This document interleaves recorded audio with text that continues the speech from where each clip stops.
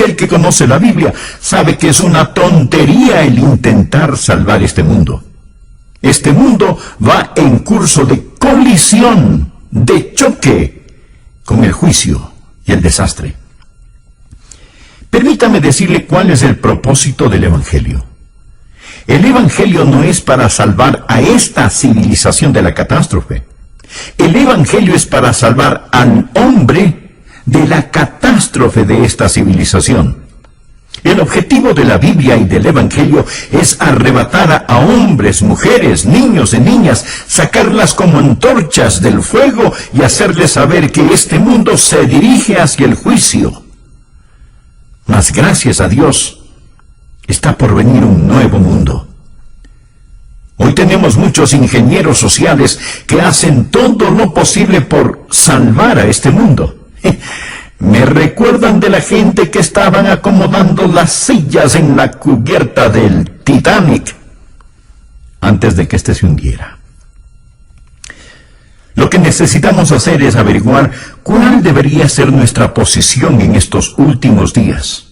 Y como lo he dicho antes, no debemos saberlo solo para sobrevivir, sino para florecer, para ser victoriosos, para alistarnos para ir al cielo y llevarnos a todo el que podamos con nosotros. Y yo creo que eso es a lo que el apóstol Pablo se refiere aquí en 2 de Timoteo, capítulo 3. Dios ha puesto en mi corazón una serie de mensajes para darnos un vistazo general de los temas que enfrentamos en estos últimos tiempos. Por favor, busquen su Biblia, 2 de Timoteo, capítulo 3, y empecemos con el versículo 1. También debes saber esto, que en los postreros días vendrán tiempos peligrosos. Esta palabra, peligrosos, en el original se usa solo una vez más en el Nuevo Testamento. En Mateo, capítulo 8, verso 28. Habla de dos hombres endemoniados, y ahí está traducido feroces en gran manera. Así que estos son tiempos feroces en gran manera. No es que yo sea ave de mal agüero cuando le digo que nuestro mundo enfrenta tinieblas nacionales e internacionales, morales, espirituales, sociales y políticas. Cualquiera puede tomar el periódico y darse cuenta que las naciones se derrumban a nuestro alrededor. Usted dirá, pero es maravilloso lo que sucede en los países comunistas, el ver el derrumbe del comunismo. Bien, esto nos da una ventana para predicar el Evangelio. Nos da una entrada para predicar el Evangelio y debemos hacerlo, pero mi amigo, lo que usted está viendo es un destello del reino venidero del anticristo. Este mundo y todas las cosas que están sucediendo tan rápidamente solo están preparando el escenario para ese líder mundial, el anticristo. La Biblia dice que él vendrá y nos dice también de dónde saldrá. No, él no saldrá de Rusia. Saldrá de un imperio romano reunificado. Saldrá de Europa. Y vemos cómo el escenario ya se ha preparado para esto. Los cristianos no deberíamos sorprendernos al ver todas estas profecías cumplirse. No debe ocasionar pánico. Como lo he dicho antes, lo repito ahora, mi amigo, no hay pánico en el cielo. Aun cuando se ponga gloriosamente oscuro para el Hijo de Dios, recordemos que la estrella de la mañana aparece después de la hora más oscura de la noche. Estamos esperando el regreso del Señor Jesucristo. Dios nos dice que estos son días peligrosos. En 2 de Timoteo 3, versículo 2, encontramos una descripción de los días en que vivimos. La Biblia dice, porque habrá hombres amadores de sí mismos. ¿Cuál es la actitud de esta era? Ya no tenemos a los hippies, quienes estaban interesados en el bien de toda la sociedad en conjunto. Ya eso se ha quedado atrás. La actitud en nuestros tiempos es el yo. Concentrarse en uno mismo, egocentrismo. Vivir como si Jesús nunca hubiera vivido, como si nunca hubiera muerto, como si no hubiera resucitado. Alguien ha descrito a esta era como la era del nihilismo. Una muy destacada feminista escribió lo siguiente. Escuche bien. Ella dijo, debemos destruir el amor. Se lo puede imaginar. Debemos destruir el amor. El amor es una institución por definición que es reconocida generalmente como aprobación y aceptación. El amor fomenta vulnerabilidad, dependencia, posesión, susceptibilidad al dolor e impide el desarrollo total de la potencialidad humana de la mujer al dirigir todas sus energías hacia afuera en el interés de otros. ¿Puede imaginarse a alguien diciendo esto? ¿Que debemos destruir el amor? Lo que está diciendo es, lo que necesitas es dejar de dirigir tus energías hacia afuera. Olvídate de tales cosas como cuidar de los niños, amar a tu esposo, ser una buena ciudadana o tratar a los demás tal y como quieres que te traten. La Biblia dice que en los postreros días vendrán tiempos peligrosos. Y Jesús dijo, por haberse multiplicado la maldad, el amor de muchos se enfriará. Mire el versículo 2. No solo serán amadores de sí mismos, sino que también serán avaros. Mire a su alrededor. ¿Cuál es la motivación de la gente de hoy? Es vivir para acumular todo lo que puedan y no lo que puedan dar. La Biblia enseña que debemos adorar a Dios, amar a la gente y usar las cosas. Pero lo que nosotros hacemos es ignorar a Dios, amar las cosas y usar a la gente. Sigue diciendo que serán avaros, vanagloriosos. Continuamente presumimos de nuestra grandeza humana, de nuestros logros humanos, y como egomaniáticos, vamos directo hacia el infierno pensando que somos demasiado buenos para ser condenados. Nuestra civilización se está desbaratando, anda arrastrando los pies. Y continúa diciendo la palabra, blasfemos. Puede ver eso en el verso 2. Permítame decirle algo. Me da vergüenza a veces ser estadounidense al encender la televisión. Me pregunto qué pensarán aquellos que nos visitan. El diablo lleva la blasfemia y la pornografía a las salas de los estadounidenses. Parece como si una alcantarilla estuviera abierta. La gente blasfema contra el nombre de Dios. George Will, un comentarista conservador que de vez en cuando me gusta escuchar, dijo lo siguiente. Y ahora es un escándalo más allá de la ironía que gracias al trabajo energético de los fanáticos civiles de libertades, los pornógrafos disfrutan protección extensa bajo la primera ley, mientras que los niños de primer grado en una presentación de Navidad se dice que infringen los valores de la Constitución, los valores de la primera ley. Pablo continúa diciendo que en los últimos días los niños serán desobedientes a los padres. Levantamos una generación de niños que no entienden la autoridad dentro o fuera del hogar. Un educador, el Dr. Pierce de Harvard, instruía a 2000 profesores en Denver y dijo lo siguiente, por favor escúcheme atentamente, lo que dijo este Dr. Pierce.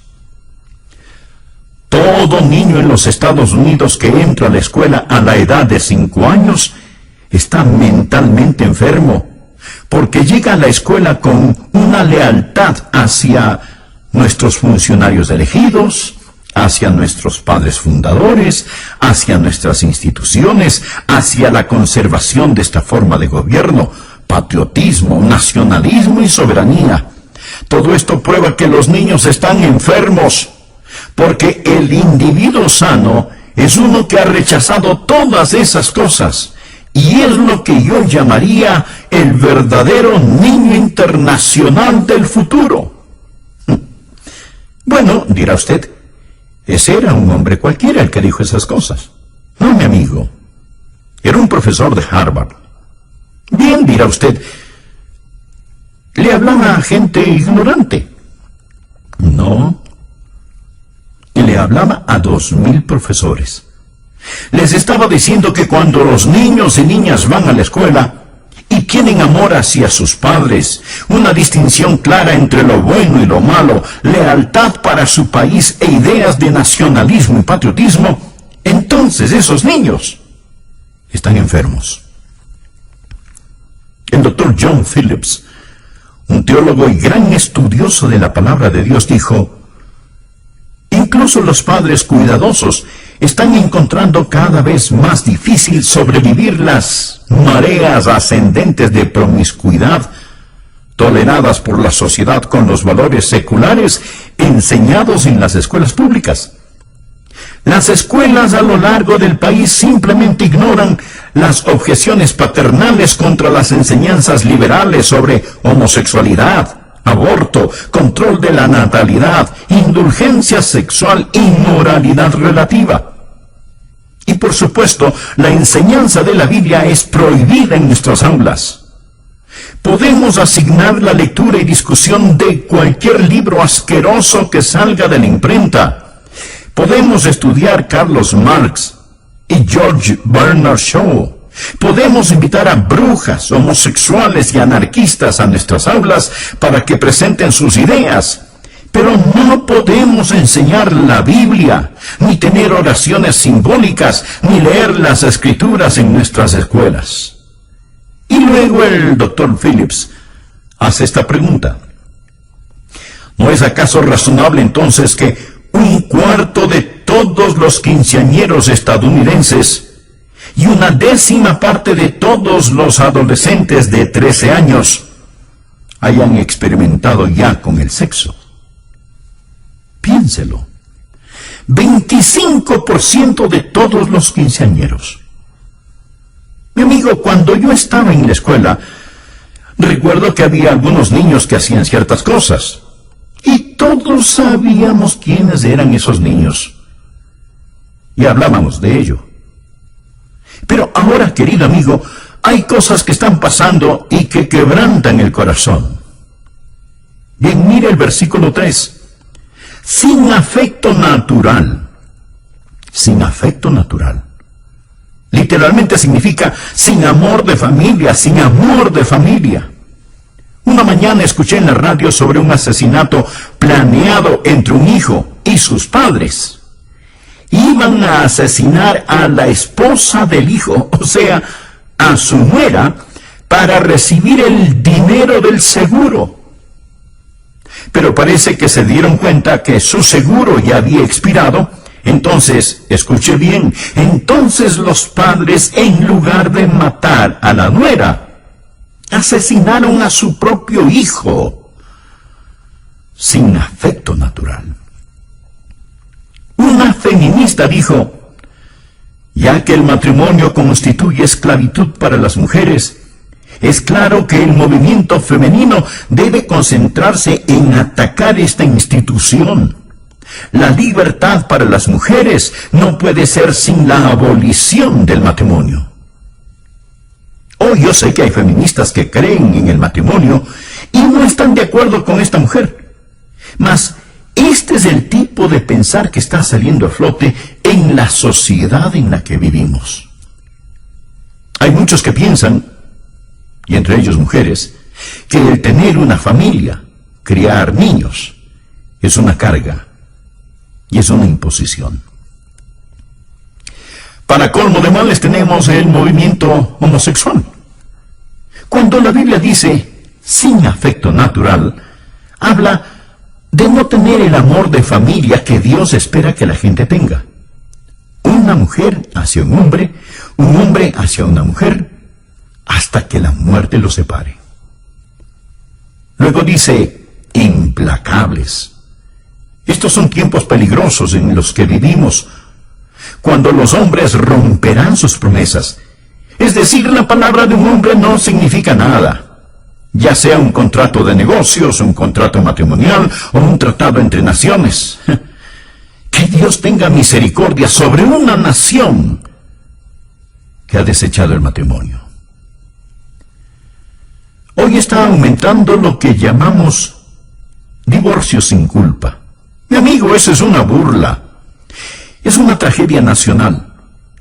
El 40% de los matrimonios de hoy terminan en divorcio.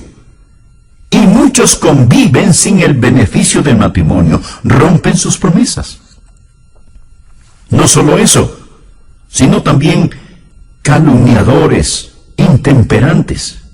Quiere decir sin autocontrol, crueles, aborrecedores de lo bueno.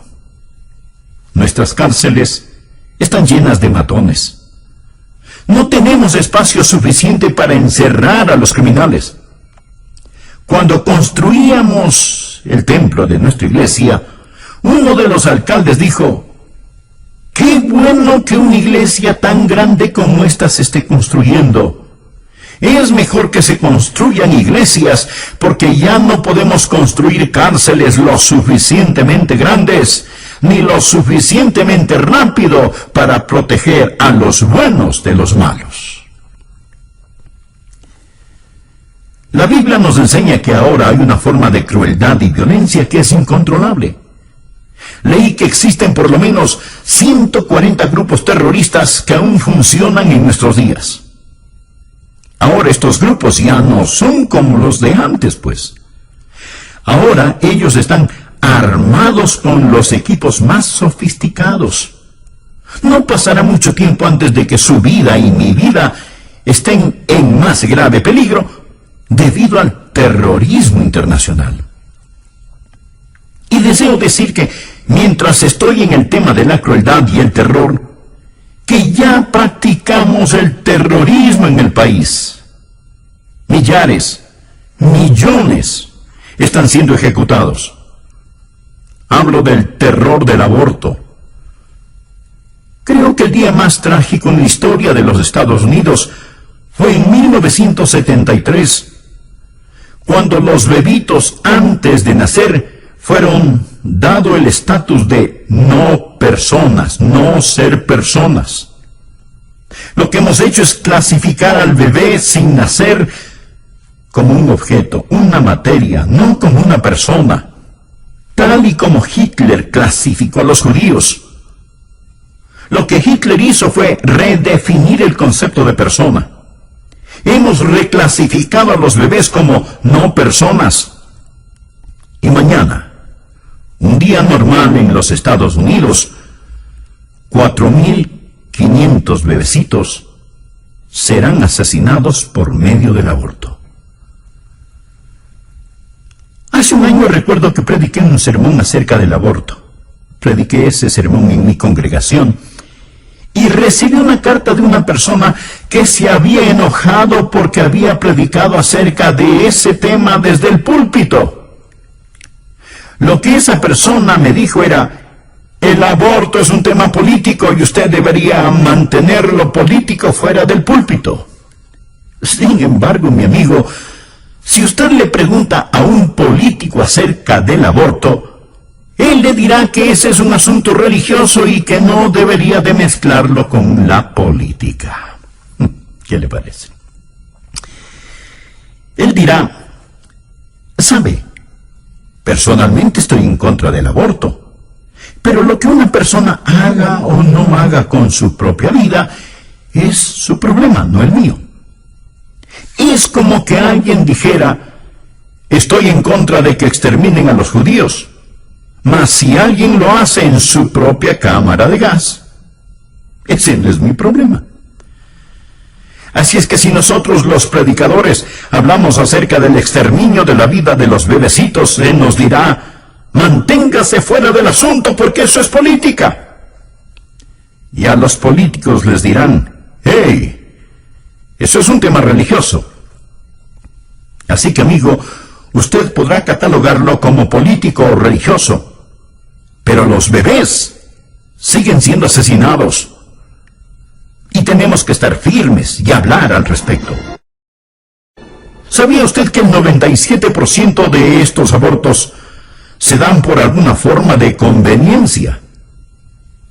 No son para salvar necesariamente la vida de la madre. Tampoco porque es producto de violación o por incesto. Simplemente por conveniencia. El aborto se está constituyendo como uno de los métodos más usados para control natal. Sigamos leyendo lo que nos dice Pablo. Somos gente que aborrece aquello que es bueno. El héroe de hoy no es el hombre de Dios, no es el misionero, no es el predicador, no es el ganador de almas, no es la mamá que escoge quedarse en su hogar y cuidar de sus niños. Estos no son los héroes de la juventud de hoy. Ellos desprecian a los que hacen lo bueno. Note el versículo 4. Él dice que estas personas son traidores, impetuosos, infatuados, amadores de los deleites más que de Dios. Mi amigo, la Biblia no está en contra del placer o deleite, el verdadero deleite. No tenemos que escoger entre servir a Dios o al placer. En el Salmo 16, versículo 11, leemos: me mostrarás la senda de la vida, en tu presencia, o sea, en la presencia de Dios. En tu presencia hay plenitud de gozo, delicias o placeres, a tu diestra para siempre. Amigo, el camino a Jesús es el placer genuino. Pero el problema viene cuando tenemos una sociedad que ama más los placeres que a Dios. No sé cuántos me están escuchando en este momento por medio de este programa en sus casas, pero podrían ser más. Sin embargo, muchos prefieren escuchar programas seculares y mundanos antes que oír la palabra de Dios. Somos amantes de los placeres, más que amantes de Dios. Mire a su alrededor. Los hoteles, los teatros, los estadios, los clubes nocturnos están repletos. Es lo que podríamos llamar una explosión de placer. El domingo ha llegado a ser el día de hacer casi cualquier cosa, excepto adorar a Dios. Ya no llamamos el domingo el día del Señor, sino simplemente decimos que es el fin de semana. Amadores de los deleites, más que de Dios. Continuamos en el versículo 5. Que tendrán apariencia de piedad, pero negarán la eficacia de ella. A estos evita. Amigo, no hay escasez de religión, pero la mayoría de la gente no necesita religión. Necesitan abandonar la religión y entregarse a Jesucristo.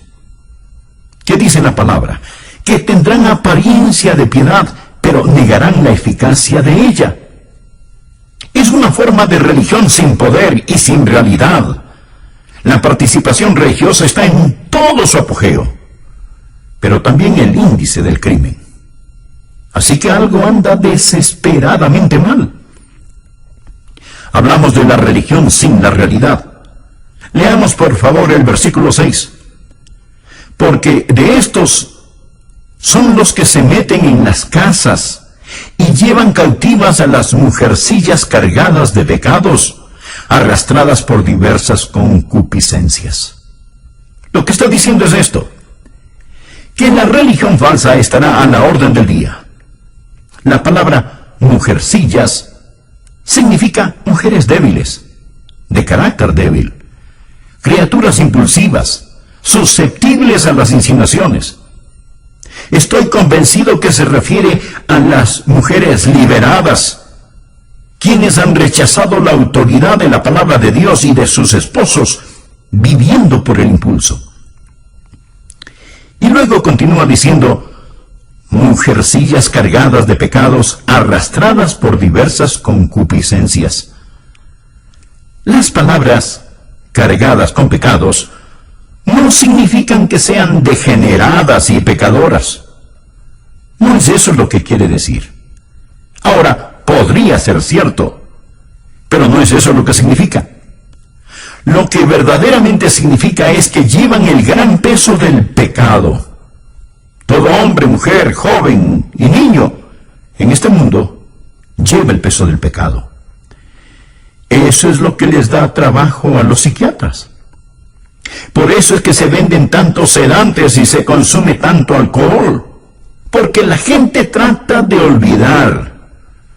No saben qué anda mal, puesto que existe este peso opresivo. Están cargados de pecados. Y sigue ahora describiéndoles aquí, observe, y verá que son una presa fácil para el diablo. Mujercillas cargadas de pecados, arrastradas por diversas concupiscencias. ¿Qué significa esto?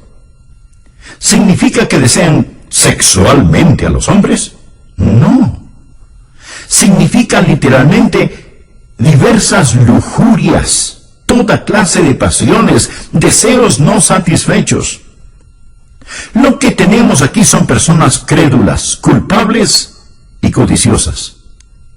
Crédulas, débiles, listas a creer cualquier cosa.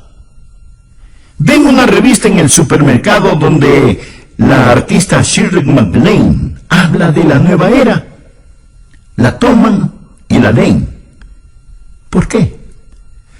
Porque buscan algo que les quite esa culpabilidad que sienten. Además están vacías y llenas de deseos no satisfechos. Esto es lo que se encuentra en el corazón y mente de muchos hoy en día. Ahora, además de eso, encontramos en los versículos 7 y 8 una explosión de conocimiento. Estas siempre están aprendiendo y nunca pueden llegar al conocimiento de la verdad. Los hechos pueden duplicarse y triplicarse. El conocimiento aumentará, pero no la verdad. Si es nuevo, no es verdad. Mi amigo, debemos seguir luchando vigorosamente por la fe encomendada una vez por todas a los santos. Esta es una generación en busca de alguna cosa nueva. Por favor, ve el versículo 8. Y de la manera que Janes y Jambres resistieron a Moisés, así también estos resisten a la verdad, hombres corruptos de entendimiento, réprobos en cuanto a la fe. ¿Quiénes eran Janes? Y saldría de ese lugar. Le garantizo que eso es lo que haría. Y amigo, es lo que usted debería hacer también. Sature con su ausencia esos lugares que no enseñan el evangelio de nuestro Señor Jesucristo. Escuche, estimado amigo. Nosotros debemos testificar a la gente de este mundo, pero no juntarnos con ellos. Segunda de Tesalonicenses 3:14 dice: si alguno no obedece a lo que decimos por medio de esta carta, a ese señaladlo y no os juntéis con él para que se avergüence.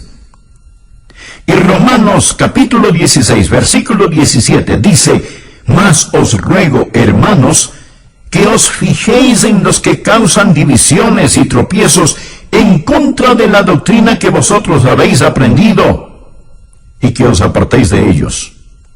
Y en 1 Corintios 5:11, más bien os escribí que no os juntéis con ninguno que llamándose hermano fuere fornicario, o avaro, o idólatra, o maldiciente, o borracho, o ladrón.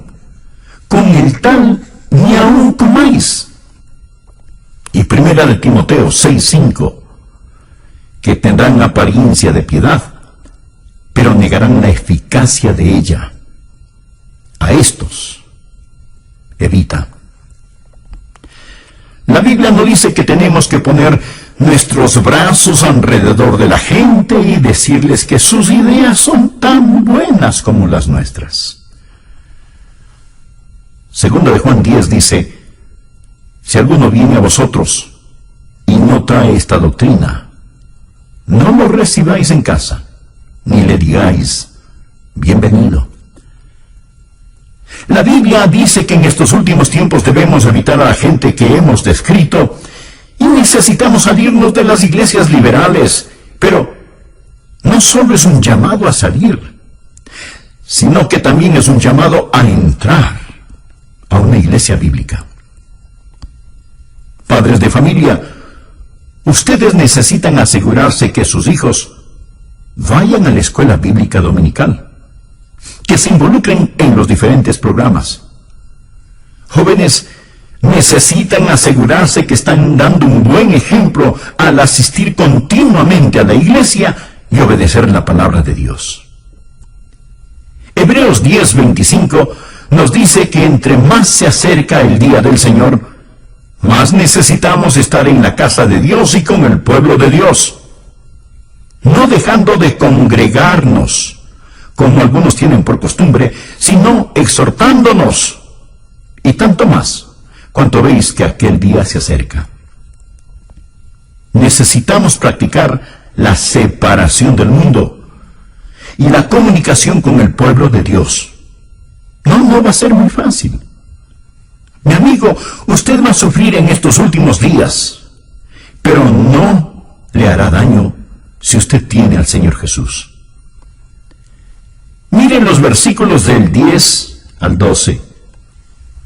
Pero tú has seguido mi doctrina, conducta, propósito, fe, longanimidad, amor, paciencia, persecuciones, padecimientos, como los que me sobrevinieron en Antioquía, en Iconio, en Listra, persecuciones que he sufrido, y de todas me ha librado el Señor.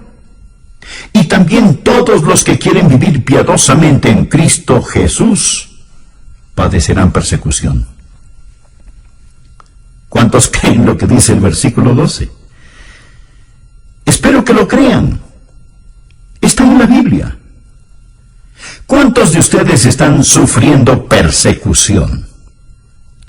Si usted no está sufriendo alguna clase de persecución, es porque tal vez no está viviendo piadosamente en Cristo Jesús. Algunos piensan, bueno, si vivimos piadosamente escaparemos la persecución.